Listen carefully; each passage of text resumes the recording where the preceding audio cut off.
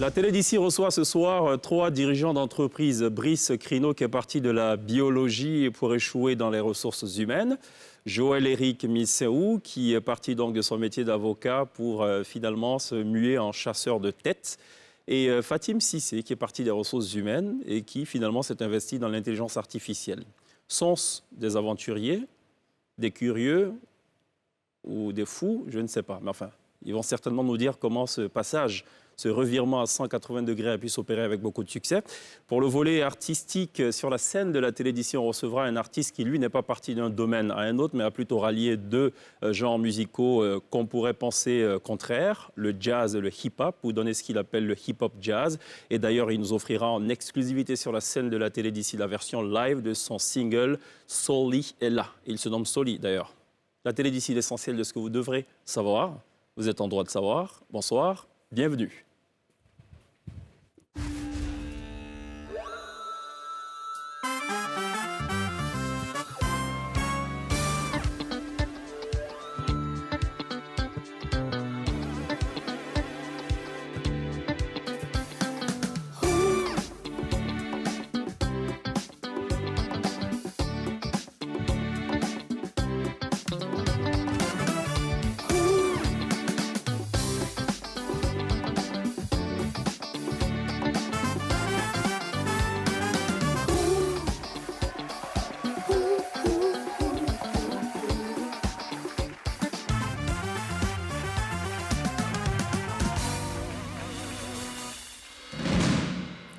Vous faites toujours très bien de nous rejoindre dans la télé d'ici sur NCI du lundi au vendredi. Sur NCI, la première chaîne de télévision privée de Côte d'Ivoire. Ce soir, on a choisi d'aborder un sujet auquel tout le monde pourrait être confronté, en tout cas dans le courant de sa vie.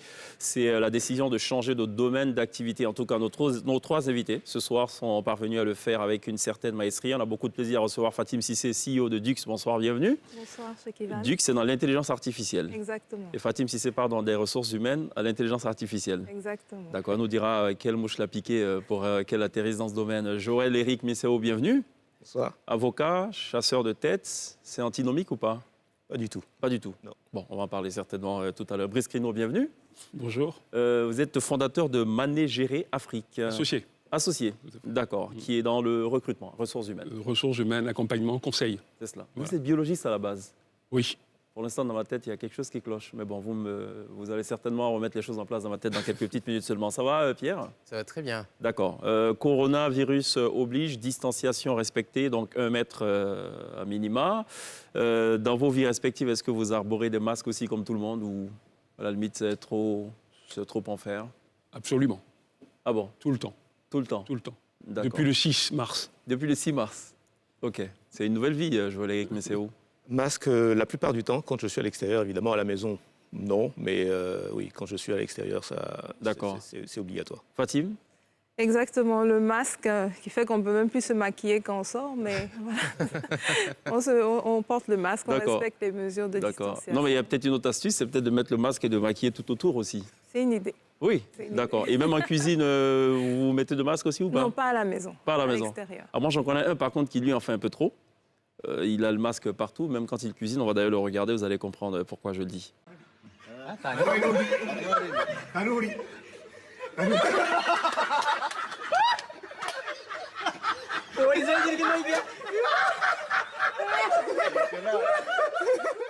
D'accord, très bien. Bon, allez, faut pas abuser. Le masque, OK, mais bon, après, faut pas oublier qu'on arbore un masque. Fatim Cissé, qu'est-ce qui s'est passé pour partir des ressources humaines pour atterrir dans l'intelligence artificielle? C'est quoi, vous ennuyez tant que ça? Je pense pas m'ennuyer, mais j'ai découvert donc l'intelligence artificielle, on va dire un peu par hasard. Et au fil de mes recherches, je me suis rendu compte vraiment de l'impact que la 4e révolution industrielle allait avoir dans notre pays et sur notre continent. Et je me suis sentie investie de la mission de faire en sorte que l'Afrique n'a pas vraiment été très forte pour aborder les 3 premières révolutions industrielles, mais nous assurer qu'on ferait de notre mieux pour être des parties prenantes et des grands joueurs pour cette 4e révolution industrielle. C'est lourd de sens, hein. Je me suis senti investi de la mission. Exactement. D'accord, je crois entendre Moïse au féminin qui tient justement Oui, parce que le challenge est assez grand, parce que quand on parle d'intelligence artificielle dans nos sociétés, c'est encore un terme qui est assez nouveau. Il y a pas mal de préalables qui ne sont pas encore totalement rencontrés pour qu'on puisse vraiment faire de l'intelligence artificielle. D'accord. Donc, c'était un peu de jouer ce rôle de précurseur-là et d'être la première à mettre ces sujets-là sur la table et voir comment est-ce qu'on peut faire une intelligence artificielle ou utiliser les facilités de la 4e révolution industrielle en Afrique. Quand on part de son domaine professionnel de prédilection pour embrasser un autre domaine, qu'est-ce qu'on perd? On perd quelque chose quelque part. Il y a une déperdition forcément quelque part. Dans mon cas, non. J'ai rien perdu. Au contraire, je D'accord. pense avoir enrichi ma démarche parce que je pense que là où je me distingue, c'est de pouvoir prendre en compte cette dimension humaine-là et de pouvoir la coupler avec ces nouvelles technologies qui peuvent souvent être un peu déshumanisantes. Donc, D'accord. nous, notre société, on prend en compte aussi tout ce qui est gestion du changement parce qu'on s'est rendu compte qu'on a beau avoir les outils les plus sophistiqués possibles, quand les hommes n'adhèrent pas totalement à la vision ou n'ont pas forcément compréhension ou la pleine maîtrise de ces instruments-là, ils ne servent à rien. Donc je pense que dans mon cas, vous ça avez a plutôt capitalisé enrichi, votre background. mon offre. Alors, Joël-Éric Messéou, on parle donc d'avocat pour atterrir dans les ressources humaines, on peut le dire, hein, puisque vous êtes chasseur de tête. Est-ce qu'il y a un point commun entre ces deux métiers? Le point commun, je dirais que c'est qu'on est toujours, bien sûr, dans le métier du conseil. Avocat, j'étais conseiller juridique et fiscal. Je m'occupais surtout d'accompagner des multinationales européennes pour l'essentiel qui avaient des activités en Afrique et on les aidait à mettre en place un cadre juridique et fiscal pour faire en sorte que tout ce qui remontait en termes de revenus soit le moins taxé possible. Donc il y a un moment où je me suis senti pas tout à fait dans le rôle qui convenait, étant moi-même africain. Pourquoi? Parce que j'avais le sentiment que c'est dans l'intérêt de ces entreprises, évidemment, mais ce n'est pas forcément dans l'intérêt des pays dont ces revenus reviennent. D'accord. Donc peut-être qu'il y a d'autres personnes qui le feraient mieux que moi, ou en tout cas avec moins d'état d'âme. D'accord. Donc basculement total vers un métier qui, à mon sens, était beaucoup plus engageant. J'avais vraiment la volonté, puisque j'étais encore en France quand je me suis engagé, à accompagner un peu plus le développement de mon continent, de mon pays, bien évidemment.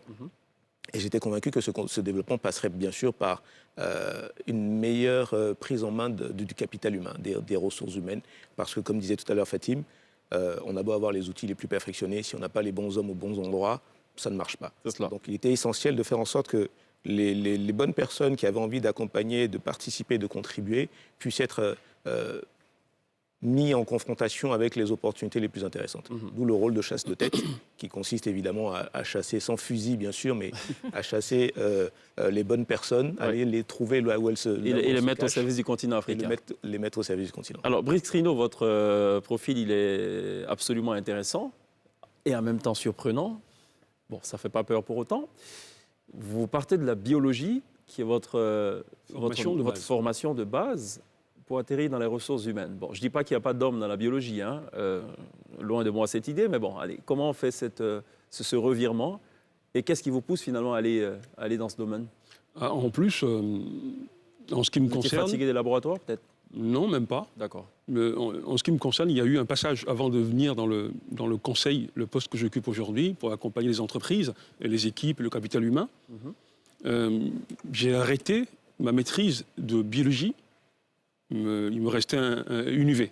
D'accord, une unité de valeur. Absolument. Pour créer mon entreprise de service, pour aller dans l'entrepreneuriat. D'accord. C'était la première décision. Ok. J'étais le seul, on était une trentaine à l'époque. Tous les autres sont passés dans la phase DESS, DEA, thèse. C'était ça à l'époque, dans les années 90. J'avais des propositions, j'avais des bourses qui m'attendaient, mais j'ai préféré aller dans le plus difficile et qui consistait à créer ma petite structure, une TPE. D'accord. Connaissant bien, je dirais, les tenants et les aboutissants, et que j'aurais pas de rémunération, que j'allais passer des mois difficiles, mais c'était ma passion, c'était mon choix, donc je me suis dit à un moment donné, il faut y aller, il faut se jeter à l'eau. Donc je me suis jeté à l'eau. Ensuite, j'ai cédé cette société que j'ai créée à Dijon, en Bourgogne. Après, j'ai passé un diplôme, un 3e cycle, J'ai été chargé d'affaires dans une SS2I, Le Saint-Cloud, troisième cycle dans quel domaine? marketing stratégique et management. Ok, d'accord. Qui était une validation de mon parcours d'entrepreneur. D'accord. Ensuite, j'ai été en SS2I, j'ai été ingénieur d'affaires dans les services informatiques. Et entre parenthèses, comme j'aime ça, j'ai dû passer un diplôme d'ingénieur informatique. J'avais envie. Voilà, Vous aimez les études? non, j'aime bien savoir, j'aime bien le savoir. D'accord. Voilà, Très bien. pragmatique. Donc je me suis dit, s'il y a une opportunité, avant d'être commercial, avant de vendre voilà, ce savoir-faire, autant moi-même goûter ce savoir-faire. Ça doit vous donner des boutons là quand vous entendez des gens dire j'ai fini mes études. Est-ce qu'on finit en fait études voilà, on apprend tout le temps pour moi. C'est cela. Voilà, et c'est après ça, après mon parcours d'ingénieur informatique et donc d'ingénieur d'affaires, que j'ai rejoint le cabinet Managéré en D'accord. 2003, Ok. depuis 17 ans. Vous sentiez la fibre d'entrepreneur, j'imagine.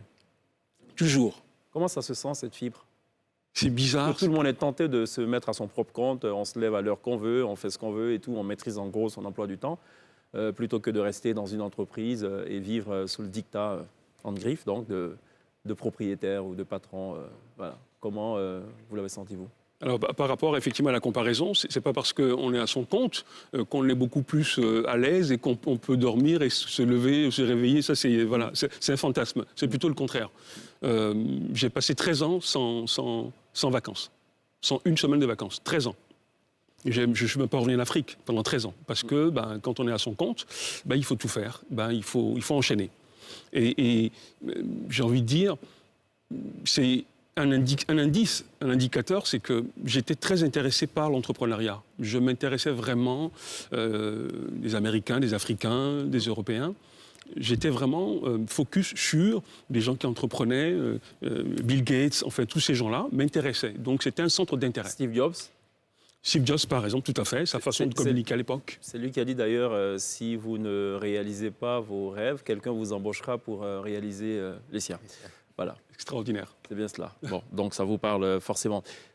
À quel moment on décèle ou on sent que c'est le moment de partir? Je pose à dessein cette question parce qu'il y a beaucoup de jeunes qui nous suivent en ce moment, notamment sur Internet, donc sur Facebook et tout, et qui aimeraient savoir, qui sont peut-être en entreprise ou qui veulent se lancer. À quel moment on sent, quel est le déclic, l'élément déclencheur?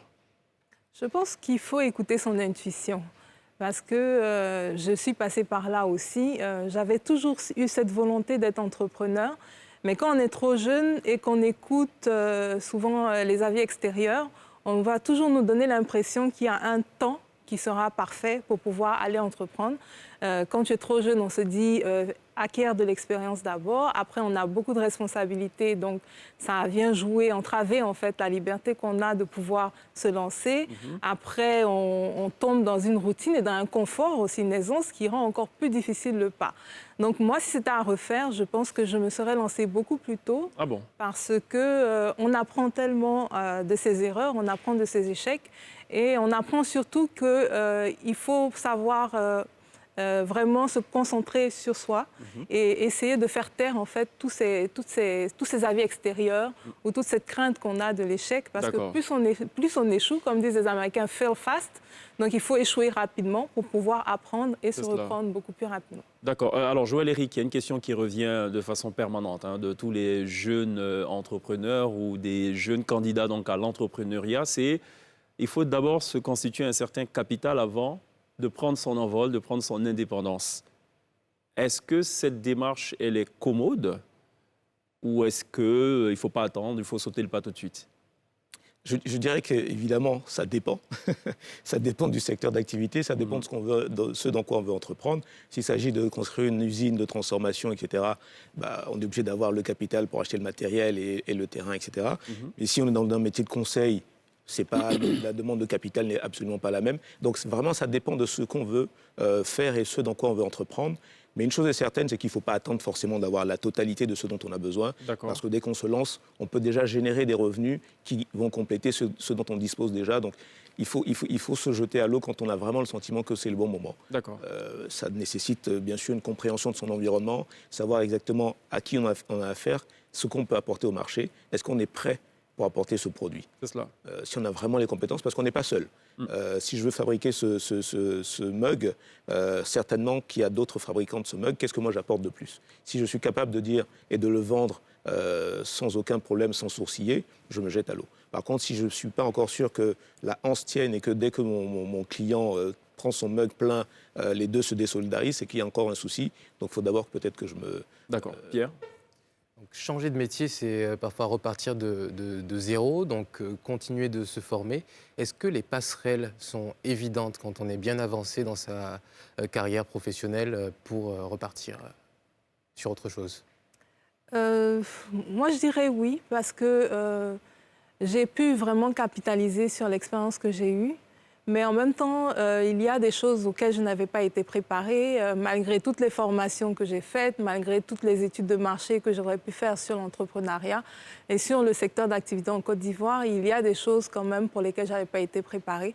J'étais un cadre supérieur dans une multinationale. Je n'avais pas la responsabilité de mon entreprise ou de mon budget d'un point de vue financier. Je n'avais jamais eu à aller défendre un dossier, par exemple, de crédit à la banque. Et il y a des choses pour lesquelles, je pense, on n'est jamais suffisamment préparé. Donc, c'est d'apprendre sur le tas, d'échanger avec les personnes qui font ces postes-là ou qui ont fait le saut. Je pense que c'est là qu'on apprend. Mais les passerelles, oui, elles vont exister parce que, comme je dis, il y a certaines compétences que j'ai pu utiliser aujourd'hui. Mais je pense que 50% de ce que je fais aujourd'hui, c'était inédit pour moi. Donc, oui et non.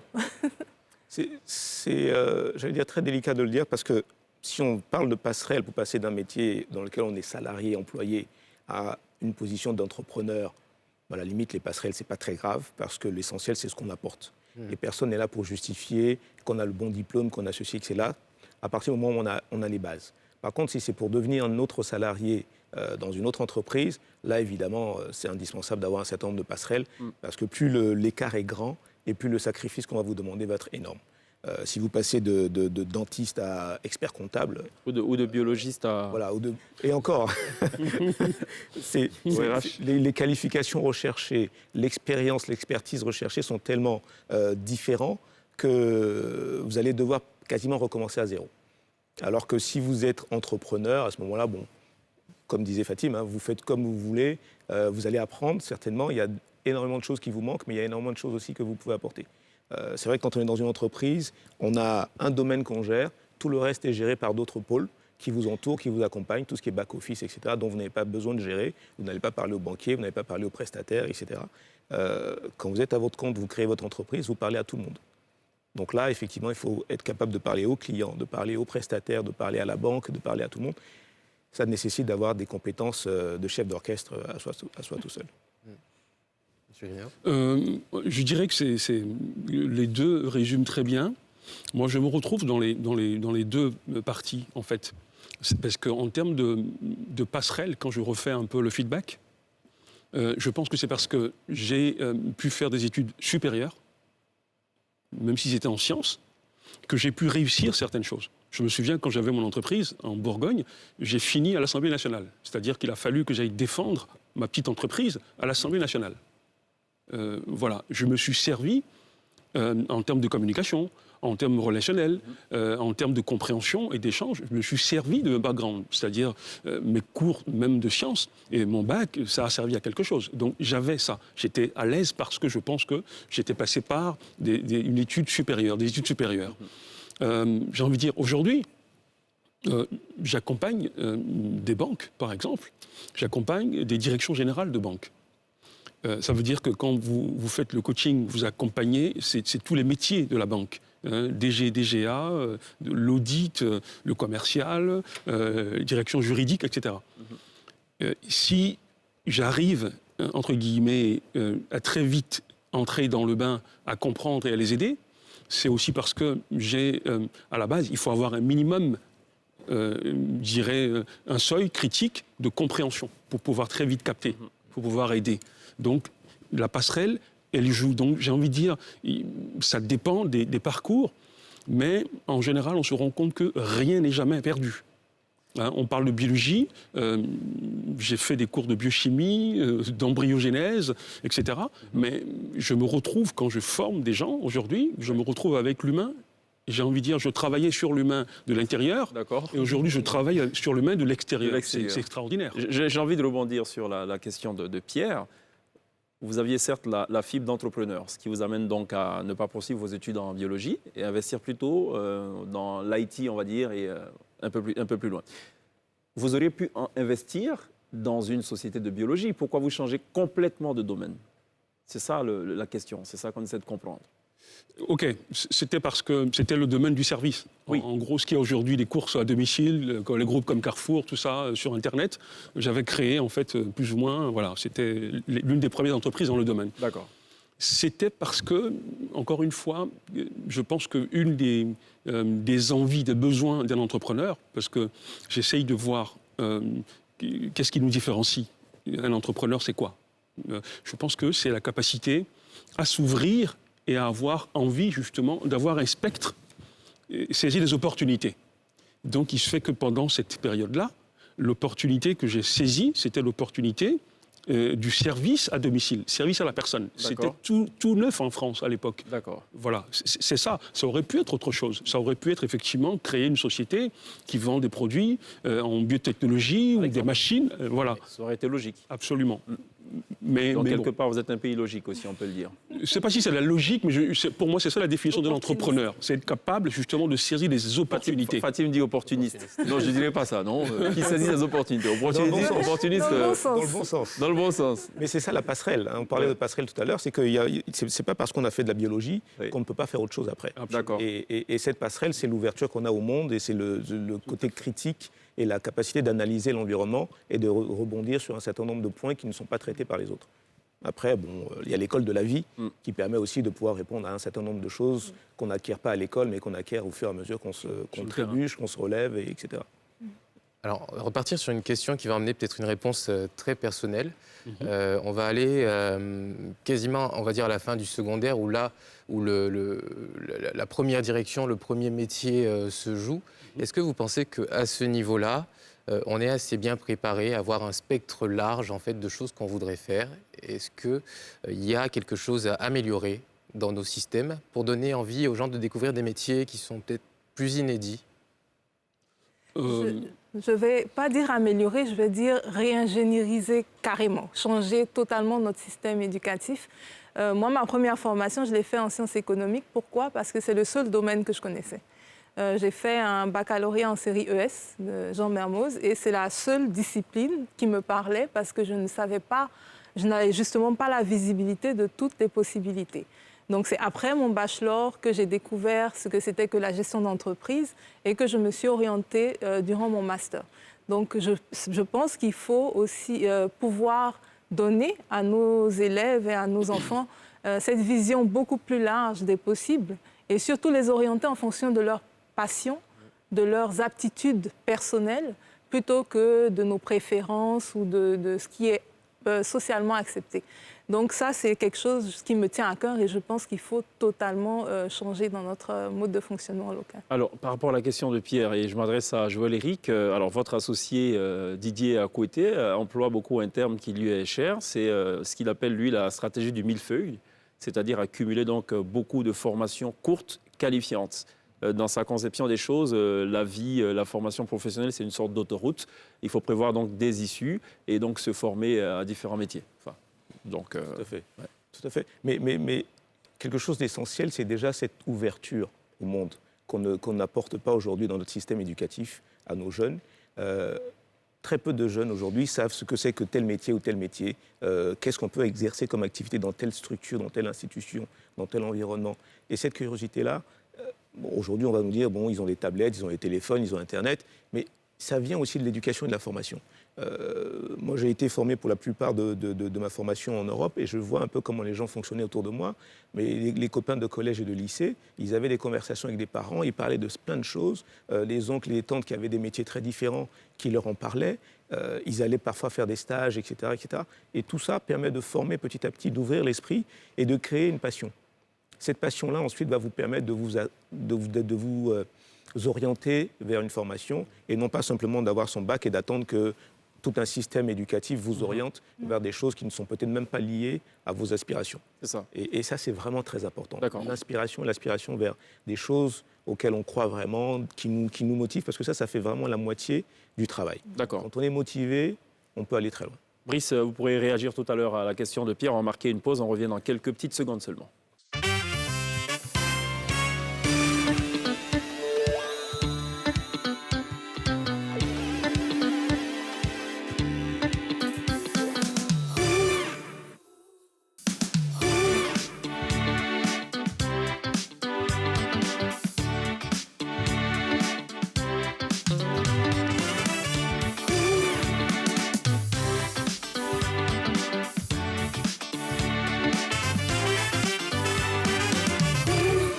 Vivez la Côte d'Ivoire tous les soirs sur NCI dans la télé d'ici du lundi au vendredi. Ce soir, nous parlons de profils professionnels qui ont radicalement changé de domaine d'activité pour finalement embrasser, épouser de nouveaux domaines et visiblement ça leur réussit. On en parle jusqu'à la fin de cette émission. Je propose juste qu'on marque une sorte de petite halte pour parler de ce qui constitue l'actualité majeure du jour. C'est évidemment la Côte d'Ivoire qui a réceptionné une première commande de 26 500 000 masques pour lutter contre la propagation du coronavirus. Une livraison d'environ 20 millions de masques sera faite le 4 mai prochain.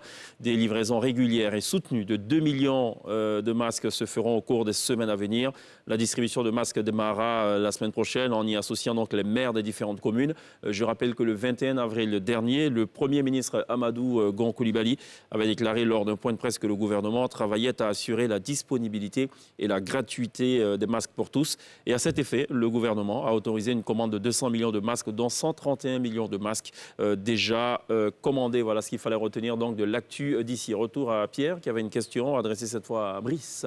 Oui, on parlait du système de formation dès le secondaire et puis de l'arbre des possibles en fait qui s'ouvre à ce moment-là. Et voilà. Ok. Alors je pense que c'est vrai. Il faut améliorer le système. Il faut, je dirais, l'enrichir pour lui donner un peu plus de pertinence. Tout à l'heure, Joël en parlait. Exemple, pour susciter des vocations, pour amener les jeunes à voir et à s'identifier ou à se projeter, quoi de mieux que de faire venir justement des entrepreneurs pour échanger avec eux, pour leur poser des questions, pour voir par où eux ils sont passés. Ça donne des idées, surtout quand on est à ce niveau-là. Voilà. Et autre chose, c'est aussi le rôle des professeurs, je dirais un peu académique. Plus les professeurs sont eux-mêmes ouverts sur justement le monde extérieur, et plus ils vont en faire bénéficier à leurs élèves, à leurs étudiants. Si ce n'est pas le cas, on va rester en vase clos. Et quand on va sortir... Qu'est-ce que ça veut dire concrètement, être ouvert sur le monde ? Concrètement, c'est que pour les enseignants. J'ai été marqué par un professeur de mathématiques quand j'étais en terminale. C'était à Thonon-les-Bains, vers le lac Léman. J'ai passé mon bac en Haute-Savoie. En Suisse, c'est en France, côté France. D'accord, voilà. ok. Et je n'étais pas intéressé, plutôt motivé, parce que tout est une question de motivation par les mathématiques. J'étais effectivement bac D, mais les mathématiques, ce n'était pas mon fort. Et je me souviens toujours, ce professeur m'a dit un jour, « Qu'est-ce que vous voulez faire plus tard parmi les métiers que vous aimeriez faire ?» Et j'avais dit à l'époque, biologiste, ingénieur agroalimentaire. D'accord. C'était effectivement en terminale. D'accord. C'est bien grand titre. Vous voyez, voilà, dans une industrie, voilà, qui fabriquait des boîtes de conserve ou autre chose, la transformation. Et il m'a dit, vous savez quoi ? Vous voyez le laboratoire qu'il y a dans une usine qui fabrique, par exemple, il avait pris la marque Dossi à l'époque, qui fabrique des petits pois, des haricots verts. Il a dit, dans cette usine, vous avez une équipe, un laboratoire, qui est censé travailler sur la qualité des produits de l'usine. Donc, cette équipe est chargée de faire des prélèvements sur les différentes productions de chaînes pour faire des vérifications qualité. Et il m'a dit, vous savez quoi ? Pour pouvoir choisir, savoir quelle chaîne, le nombre de prélèvements qu'il faut faire, le calcul est fait à base de formules mathématiques. Voilà, donc les maths que vous voyez là, qui peuvent vous paraître effectivement rébarbatives, servent dans la vie de tous les jours. D'accord. Voilà, c'est ce que j'appelle un professeur qui est capable de faire le lien. Il a donné un côté pratique, en fait, Absolument. aux mathématiques. Absolument. OK. C'est vendredi, messieurs, et vendredi, Pierre, quand il est avec nous, il nous impose un petit exercice, un décryptage de l'actualité via des caricatures. Yes, demandez l'actualité de la semaine. Il est là, le carême musulman. On va en parler, il est là, mais il n'est pas là tout seul. Il est là avec le coronavirus. Ensuite, on va passer au Togo pour un peu d'international avec un opposant libéré, mais sous condition. Population vulnérable, enfin, soulagée avec des aides venues du gouvernement. Kim Jong-un est-il mort? La grande interrogation. Alors, les peines réservées pour nos opposants politiques, ex-présidents. Et puis enfin, les médecins cubains à la rescousse de l'Afrique du Sud. Voilà. Donc il a été demandé à chaque invité de choisir une caricature qui lui parle et de nous expliquer pourquoi il a fait ce choix. On va commencer par vous, Fatima. Oui, moi, l'image qui me parle, et qui me parle parce que je me vois à la place du personnage, c'est celle sur le carême musulman, qui a effectivement débuté cette année dans un contexte assez particulier, parce que le carême, généralement, c'est un mois de partage, c'est un mois où les activités sociales sont très intenses, où on se regroupe pour la rupture du jeûne. Et cette année, c'est un mois assez particulier, on ne peut même pas faire les prières collectives. Donc c'est assez particulier. En plus, on ressent beaucoup plus le poids de la faim, parce qu'on reste chez nous et il n'y a pas grand-chose à faire à la maison, à part manger généralement. Donc oui, c'est une image qui me parlait. Et voilà, je profite pour souhaiter bon mois de carême à tous mes je veux dire, collègues qui font le ramadan cette année. Voilà. Joël Éric, vous avez choisi? J'ai choisi le soulagement des populations les plus vulnérables avec le don qui est fait par le gouvernement sur la situation du Covid. Écoutez, je pense que c'est quelque chose d'utile. Après, on peut juger de l'importance du montant, de la somme qui est allouée ou pas. Mais en tout cas, le fait d'avoir ce don, cette contribution, va forcément soulager une partie de la population qui, malheureusement, à cause de ce confinement, de cette situation très difficile, n'arrive pas à gagner son pain quotidien comme c'était le cas auparavant. Donc voilà, je trouve que c'est un clin d'œil intéressant. Maurice? Moi, j'ai choisi les Cubains. Parce que je vois toujours que, en termes de caricature, il y a toujours plusieurs dimensions dans les messages. Et le premier, effectivement, message là qu'on peut voir, c'est que le virus a peur. Il tremble, le virus. C'est bien, c'est très bien, parce qu'il est impressionné. Et le deuxième message qui m'intéresse surtout, c'est le savoir-faire des Cubains en termes de médecine. Et ça, je pense que plusieurs pays africains devraient tirer des leçons. Parce qu'il y a eu des embargos que les Cubains, sous Castro, ont dit quand on ne peut pas voyager, profitons-en pour développer certaines choses, dont la médecine. Et ils sont très bons. Voilà. C'est cela. C'est bien dit. Chèque. Alors, Fatim m'a piqué ma caricature, puisque j'ai choisi aussi la caricature qui parle justement du ramadan, mais j'ai choisi pour une seule raison. Je vais d'ailleurs vous titiller. Il y a une petite erreur. C'est écrit « Le jeune musulman a débuté » et donc le vieillard, devant le poste de télévision, parle de carême. Je voulais juste préciser que le carême, c'est pour les chrétiens. Et il démarre donc au mercredi des cendres pour s'achever, je pense, la veille de la Pâque. Et pour les musulmans, il s'agit plutôt du ramadan, qui est un mois donc, dédié aux jeûnes. Voilà. Juste cette petite précision. Voilà, on aura eu la correction avec ça. Moi, j'ai choisi pareil, l'Afrique du Sud et les médecins cubains. Donc, 200 médecins cubains qui sont arrivés lundi pour apporter leur soutien à l'Afrique du Sud. Effectivement, on parle du savoir-faire, de l'entraide, mais il y a aussi un petit volet qu'il faut savoir, c'est que les médecins cubains envoyés à l'étranger, ça rapporte en moyenne à Cuba entre 8 et 10 milliards de dollars par an. Et c'est un soft power qui a été développé justement au cours de ces années d'embargo. Et Cuba a parfois été sanctionné pour, esclavagisme de ces médecins parce qu'ils leur servent justement à rapporter des finances au pays. Donc il y a deux volets à ce côté, à cette solidarité qu'il faut voir. D'accord, très bien. Merci Pierre. Messieurs, dames, revenons à nos histoires de changement de métier, changement de vie. Qu'est-ce qui a changé fondamentalement dans vos vies respectives? le fait d'avoir quitté vos domaines de formation ou de prédilection pour amorcer donc une nouvelle vie professionnelle, qu'est-ce que ça a changé fondamentalement, Fatim? Tout, en fait, ça a changé. Attention à ce que vous avez dit, parce que ceux qui vous regardent vont se dire écoutez, il n'y a pas de problème, moi, je vais changer aussi de domaine. Non, je pense que bénéficier de la même chose. c'est une décision qu'il faut prendre et qu'il faut mûrir assez, avec beaucoup, beaucoup de maturité et d'information. Parce que, on l'a mentionné un peu plus tôt, hein, moi, je savais qu'être entrepreneur, ce serait beaucoup d'investissement personnel, mais je pense que j'avais minimisé à quel point. Je pense qu'à chaque fois que je m'absente, j'ai l'impression que rien n'avance. Donc, je me sens l'obligation d'être omniprésente. Et le rythme effréné dans lequel je me trouve aujourd'hui est devenu une seconde nature, mais c'est un changement radical, en fait, avec ma vie de salarié. Et donc, du coup, vous comprenez l'anxiété qui habitait vos ex-employeurs. Je les comprends et je compatis. Joël, qu'est-ce qui a changé? On n'est plus avocat, on cherche des talents pour les mettre au compte du continent africain. Qu'est-ce qui change? La première chose qui change, c'est qu'on passe d'un statut de salarié, de collaborateur dans une entreprise, à un statut d'entrepreneur. Ça, c'est très important, il faut insister dessus, parce que ça change votre vie, effectivement. Vous devenez, comme je le disais tout à l'heure, l'homme orchestre, vous faites tout, vous êtes tout le temps connecté. Tout à l'heure, en discutant dans la salle d'attente, on se disait qu'on était surpris que, malgré la situation de Covid aujourd'hui, tout le monde parle du jour férié de demain. Bon. Alors que, voilà, on est dans une dynamique où on devrait plutôt continuer à travailler parce qu'on se plaint tous de ne plus avoir de travail.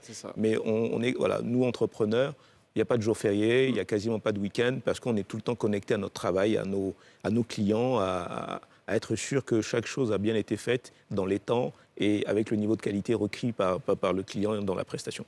Donc ça change la vie concrètement parce qu'un employé, et je pense que la plupart des employés, des salariés sont dans cette situation, on est connecté du lundi au vendredi, et ensuite, une fois que vendredi soir arrive, on se déconnecte complètement, plus ou moins, sauf bien sûr quand on a des positions managériales, mais la plupart du temps, on met l'ordinateur de côté, etc.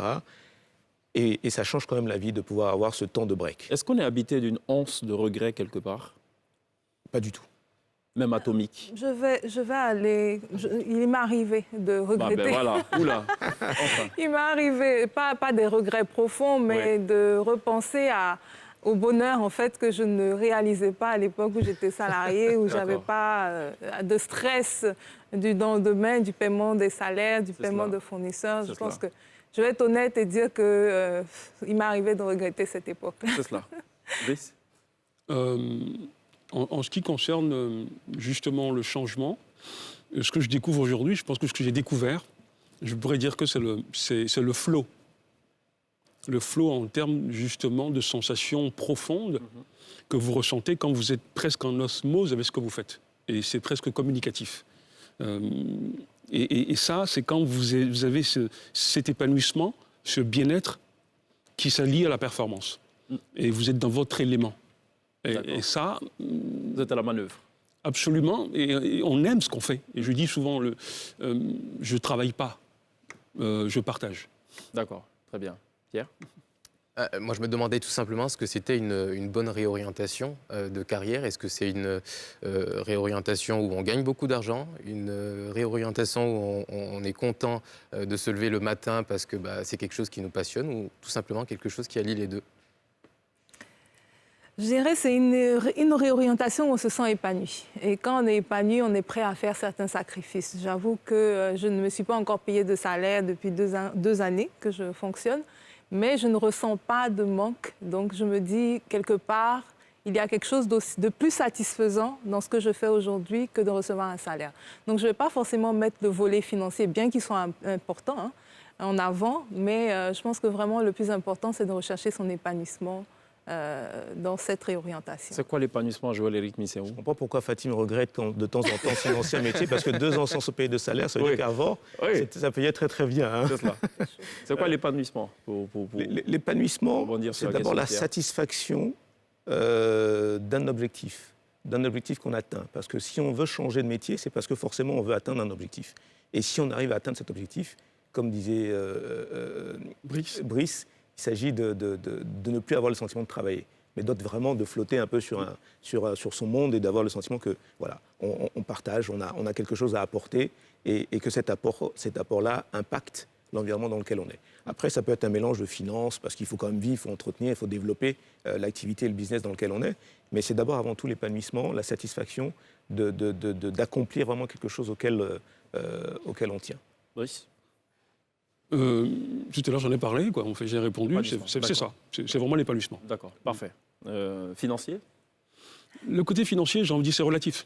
Après, parce qu'il faut savoir, il ne faut pas vivre au-dessus de ses moyens. Et je pense que savoir entreprendre, cette projection aussi, c'est de dire quel est le niveau de vie que je veux avoir. On n'est pas obligé d'avoir 3 voitures. D'accord, parfait. C'est assez compréhensible. Merci Pierre. On marque une pause, on sera rejoint tout à l'heure par Princesse, voilà, qui fait partie aussi de la team et qui vous posera aussi ces questions. Une batterie de questions. On reste ensemble pour encore un quart d'heure. Et juste après, donc, ce sera le live de Soli sur la scène de la télé d'ici. À tout de suite.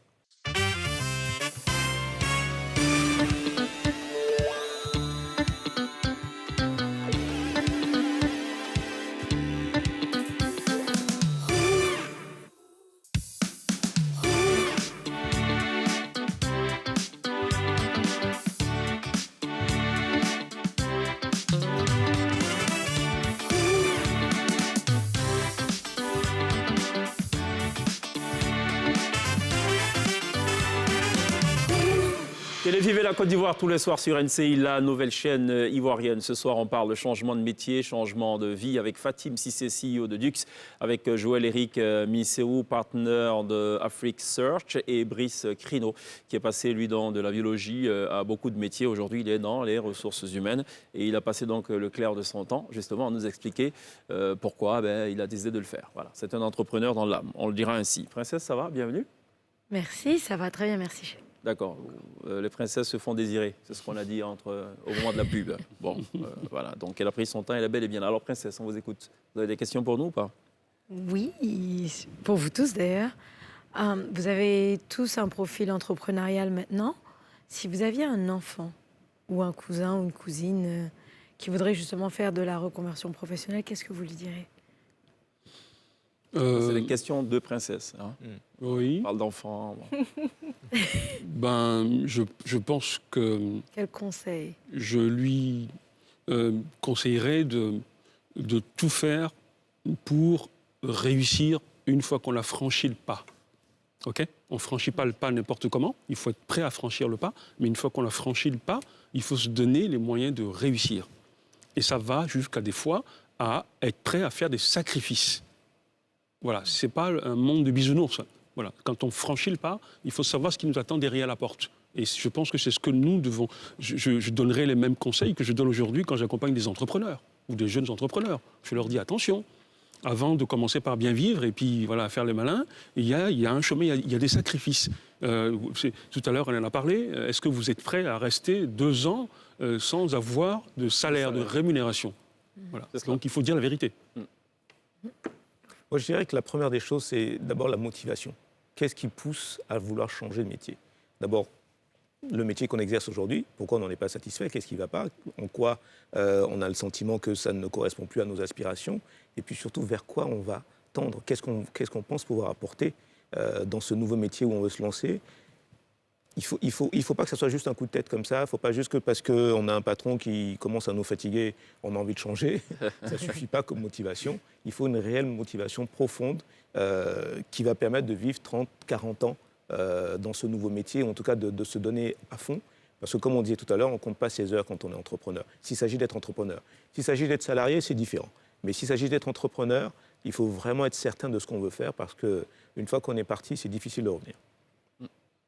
Moi, mes enfants, je leur dirais de faire attention et de faire la différence entre un hobby et une carrière professionnelle. Parce qu'il y a des choses qu'on aime bien, il y a des passions qu'on a, où on n'est pas nécessairement prêt à en faire notre carrière professionnelle. À titre d'exemple, moi, j'aime bien faire la cuisine, mais je ne me vois pas dans un restaurant tous les jours avec les heures tardives, etc. Donc, j'ai très vite compris qu'il fallait que ça reste un hobby.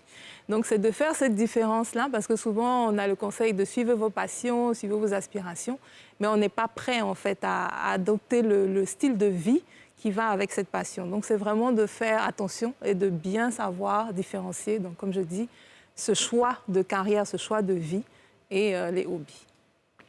Alors, Peut-être qu'un jour, on aura des robots qui vont analyser nos CV ou nos C'est personnalités. déjà le cas. Déjà le cas. Ah, mais en fait, c'était juste pour le bilan de compétences. Est-ce que c'est vraiment nécessaire de faire un bilan de compétences pour se lancer pour faire cette reconversion? C'est utile. C'est très utile parce que ça permet de se connaître un peu mieux, de savoir ce qu'on a aujourd'hui à apporter et avec quels atouts on se lance dans cette nouvelle aventure. Donc un bilan de compétences, c'est utile. Ce n'est pas indispensable. Il y a des gens qui se lancent dans des nouvelles carrières sans faire de bilan de compétences parce qu'ils sont à fond dans leur idée, dans leur passion. Et quelqu'un qui fait de la photo comme ça en amateur peut devenir demain un très très grand photographe parce qu'il a l'œil, il arrive à détecter les belles images, etc. et à les transformer en photos extraordinaires. Il n'a pas besoin de bilan de compétences pour ça forcément. Mais voilà, il y a une touche artistique dedans qui va développer et qui peut le transformer en quelqu'un d'incroyable demain. Donc c'est utile. Pas indispensable forcément, mais ça peut aider ceux qui sont indécis, qui ne savent pas, qui veulent changer, mais sans savoir exactement ce qu'ils veulent faire. Ça peut les aider à savoir qu'ils sont plus cartésiens, mathématiques, etc., ou ils ont plus une fibre artistique, ils sont plus tournés vers tel type de métier, vers tel type de fonction. Ça aide quand même à mieux s'orienter quand on ne sait pas très bien où on va. Au-delà du bilan de compétences, nous, on accompagne, même quand c'est dans le cadre d'une reconversion interne, de métier à métier, salarié ou salarial, on amène les gens à faire la cartographie de ce qu'on appelle les talents et les motivations intrinsèques.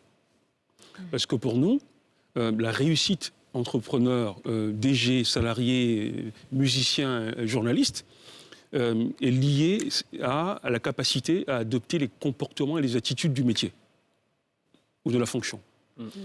Et du coup, vous échouez, vous réussissez parce que vous avez compris et que vous allez dans ce sens ou vous faites autre chose et vous avez des difficultés.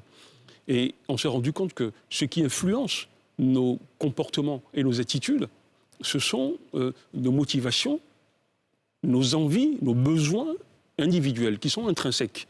Et quand on arrive à faire cette cartographie, en fonction de là où vous voulez aller, vous allez vous dire, je prends souvent un exemple, quand on prend l'envie, le moteur de serviabilité, ça se mesure. On va voir le niveau que vous avez en serviabilité, votre capacité ou votre envie d'aider les autres, de servir les autres. Et je vais vous dire, attention, votre niveau de serviabilité, il est faible. C'est un handicap par rapport à votre fonction ou à votre choix. D'accord. Okay, on ne va pas changer le niveau. Il y a un vrai diagnostic qui est fait. Absolument. On va travailler sur, justement, comment je compense ça en termes de compétences pour pouvoir réussir ma carrière de journaliste. Le test de serviabilité, il faut surtout le faire dans les restaurants à Abidjan. Et déçu du voyage. Dans ce sens-là, je voulais rebondir et dire que tous les bilans de compétences ne se valent pas. Je pense qu'il faut faire très attention au type de bilan et à qui on fait confiance, en fait, pour ce bilan. Il faut s'assurer que ces personnes ont une connaissance et une compréhension profonde du secteur d'activité dans lequel on souhaite s'orienter. Parce que moi, j'en ai fait qui avaient une très faible connaissance, en fait, par exemple, du contexte africain. Donc, ils vont me dire, OK, peut-être ton profil est plus adapté à telle ou telle fonction, mais en parlant d'un contexte qui ne s'adapte pas à ma réalité. Donc, il faut faire attention au niveau des bilans de compétences, et s'assurer qu'on s'adresse à la bonne personne. C'est peut-être ça aussi le point fort de Afrique Search, je pense. La connaissance du terrain. En tant qu'entrepreneur, vous voyez une reconversion professionnelle comme un atout, un handicap, une opportunité? C'est toujours un atout. D'abord un atout personnel, parce que il y a le travail, bien sûr, mais il y a l'accomplissement de la vie personnelle. Et ça, c'est quelque chose qu'on ne met pas suffisamment en avant. Mais je pense que trouver l'équilibre entre les deux, c'est quelque chose d'essentiel. Donc quand on va vers une reconversion, c'est certainement parce qu'on veut aller vers une meilleure qualité de vie aussi. Donc je pense que c'est toujours un atout que de se lancer dans cette interrogation. On n'aboutit pas toujours à un bon résultat, mais en tout cas, le fait de se poser la question, c'est parce qu'on est déjà en train de se dire que là où on se trouve aujourd'hui, on n'a pas l'équilibre qu'on recherche. Oui, mais du point de vue du chasseur de tête. Oui.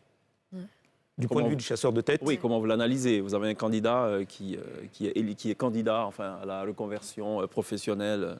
Vous regardez son CV, il est passé partout, il a tout fait. Est-ce que ça n'a pas dénoté d'une certaine instabilité? Alors, ça dépend s'il change tous les 6 mois. Bon, C'est un aventurier dans ce cas. Voilà, on va considérer que c'est un Mais aventurier. aventure et chasseur de tête, ça match quelque part aussi. Non, parce que, comme je disais tout à l'heure, on chasse son fusil, donc on est quand même dans un cadre confortable, dans un bureau, etc. D'accord. Non, ça dénote aussi effectivement d'une stabilité. Une entreprise, c'est simple en fait. Nous, on se met à la place de nos entreprises, de nos clients. Une entreprise, quand elle veut recruter, elle y consacre du temps et de l'argent. Donc, elle ne va pas faire ça tous les 6 mois. Donc, si elle a un candidat qui bouge tous les 6 mois, ça ne va pas Ça l'intéresser. sert à rien. D'accord. Donc, c'est Très bien. voilà, c'est cet équilibre-là qu'il faut retrouver. Très bien. Dans cette émission, il y a ce qu'on appelle le kiff du web. En gros, cette princesse qu'on a attendue longtemps passe le clair de son temps sur Internet et beaucoup de fois nous ramène de petites perles. Voilà. C'est ce que j'ai fait. J'étais sur Internet pour dire la vérité. Et je vous ai trouvé cette vidéo. Et j'espère qu'après la vidéo, vous pourrez me juger et me dire qu'est-ce que cette personne devrait faire dans la vie.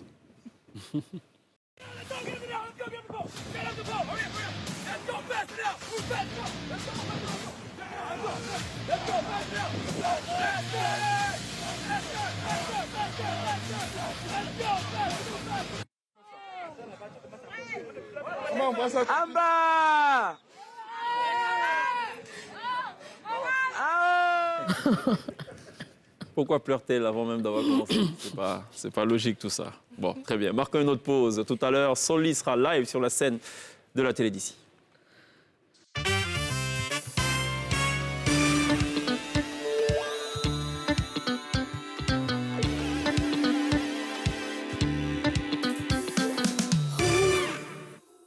Retour sur le plateau de la télé d'ici pour le dernier virage de cette entrevue consacrée donc au changement radical de métier, on peut le dire ainsi, puisque nos 3 profils professionnels qu'on reçoit ce soir, nos 3 chefs d'entreprise l'ont fait et visiblement ils sont épanouis. Peut-être pas financièrement ou peut-être, je ne sais pas, puisque chacun y va donc de sa définition et de son commentaire. Est-ce qu'on peut considérer, messieurs, dames, que changer de métier, c'est changer de vie? Brice? Alors, je dirais que changer de métier, c'est pas forcément changer de vie. Par contre, changer de vie, c'est changer de métier. Ah bon? Quand on change effectivement de vie, forcément qu'on sort d'un environnement dans un autre. Quand on est salarié dans une entreprise bancaire ou cadre bancaire et que on change de vie, on va avec son épouse ou avec son mari acheter une ferme et devenir fermier, là forcément, on change de vie. D'accord, ok, très bien, c'est assez compréhensible. Joël-Éric? Je dirais que ce n'est pas forcément changer de vie. Ce qui va faire qu'on va changer de vie, c'est le modèle qu'on va adopter.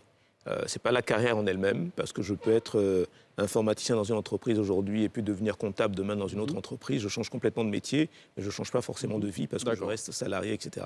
Le fait de passer de salarié à entrepreneur, là, c'est clair qu'on change complètement de vie, on change de perspective et on n'est plus du tout sur les mêmes sphères. Fatim? Moi, j'ai une Fatim réponse. a-t-elle changé de vie?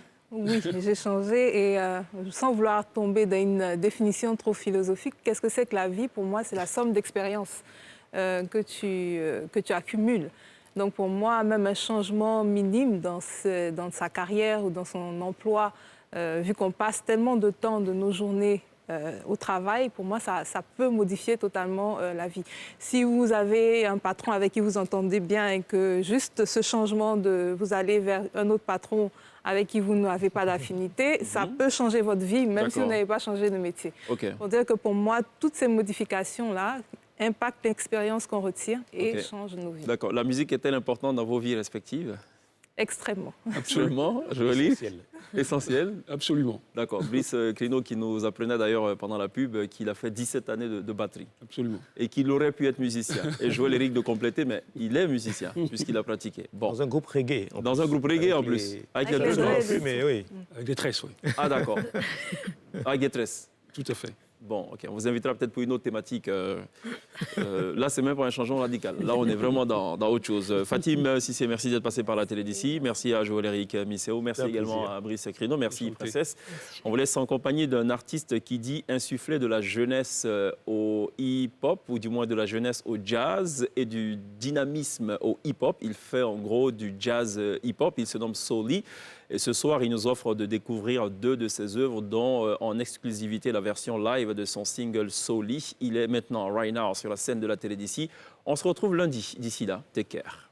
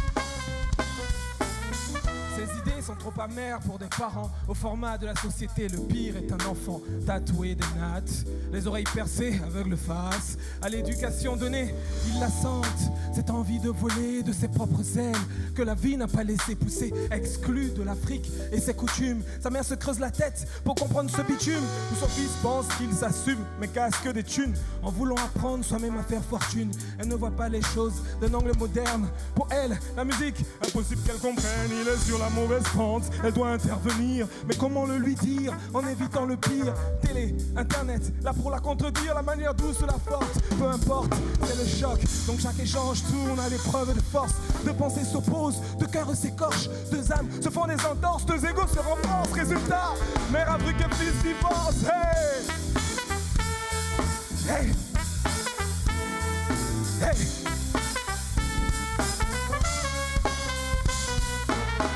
Dis à ton voisin que Soli est là. Dis à ta voisine que Soli est là. Dis à ton voisin que Soli est là. Désormais il me fuit, écouteurs aux oreilles. Rentre quand je dors, interrompt mon sommeil. Swan sort de ses nuits, vole mon oseille. Mais Otus, bouche cousue pour éviter coups et blessures. Il est déjà presque un homme, inconscient de sa maturité fantôme. Rêve encore de devenir comme une de ces icônes dont les posters bariolent les murs de sa chambre. Ses cahiers d'école, c'est profondi qu'il n'y lise plus que des paroles de hip-hop, ma parole. C'est mon fils, pour lui mon souhait réussite. Qu'il voit les pièges, qu'il les évite. Non mais qu'avec cela je panique, donc c'est le choc. Chaque échange tourne à l'épreuve de force. Deux pensées s'opposent, deux cœurs s'écorchent, deux âmes se font des entorses. Résultat, mère Afrique et fils divorce. Hey! Hey! Hey!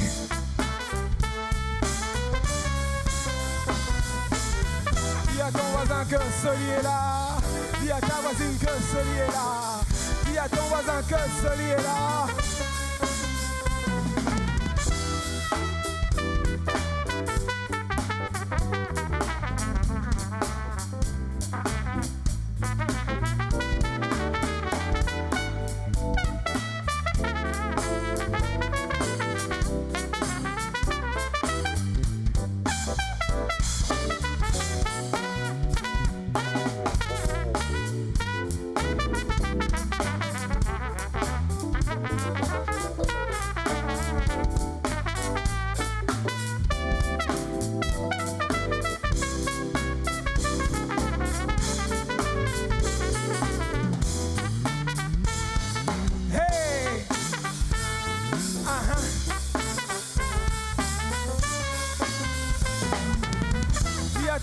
Que Soli est là, via NCI que Soli est là, à la télévision. Soli est là.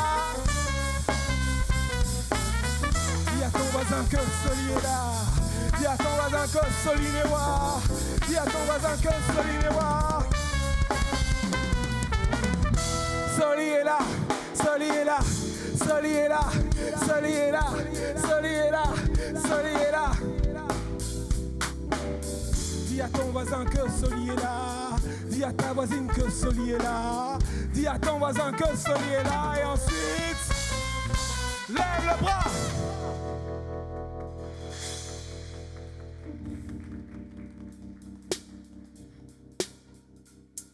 Bonsoir. Le mois dernier, nous avons tous vécu un fait divers non commun.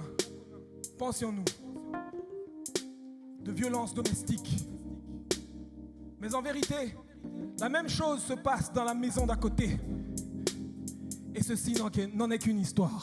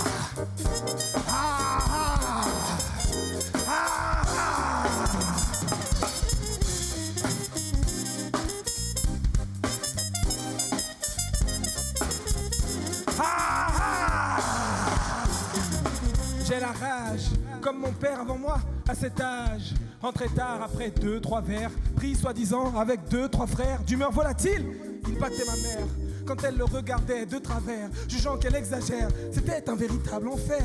Le paradis pour lui, il est ailleurs. Il a la rage. Exactement comme vous me direz, ce fut mon héritage. Oui, moi aussi, j'ai la rage. Pourtant, j'ai bien vu ses empreintes, mais je suis les mêmes. J'ai bien vu ses erreurs, et je fais les mêmes. La frappe, chaque fois qu'elle ose dire non, étant le gap, chaque fois que j'ose le ton. C'est la rage qu'une partie de mon cœur a pu corrompre, m'a rendu violent. Chaque pas fait son amour, c'est stop.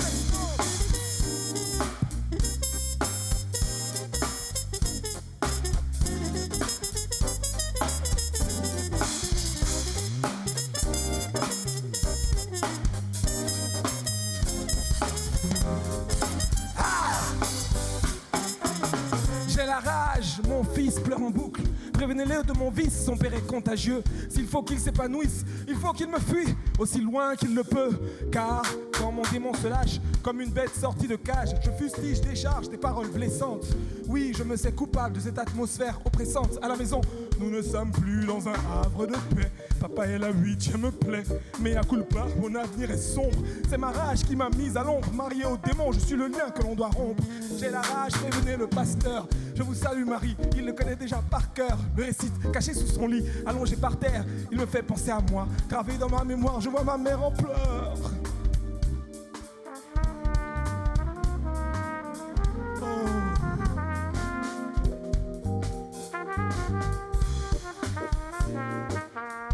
La vérité, c'est que les bourreaux se nourrissent du silence des victimes. C'est pour ça que j'ai brisé le silence.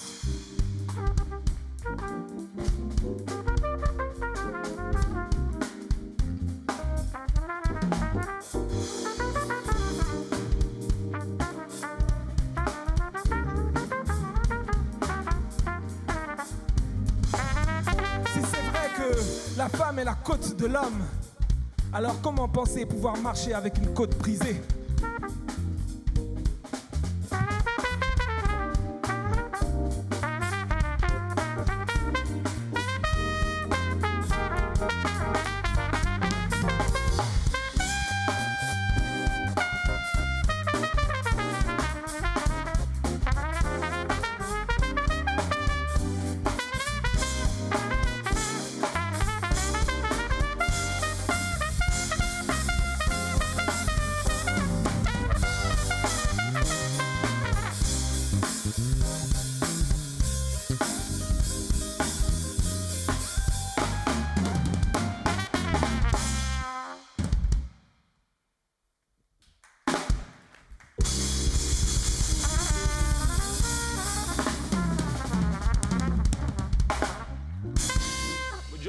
Soli, merci de l'applaudir. Merci. En Fabio. Je dis rien sans...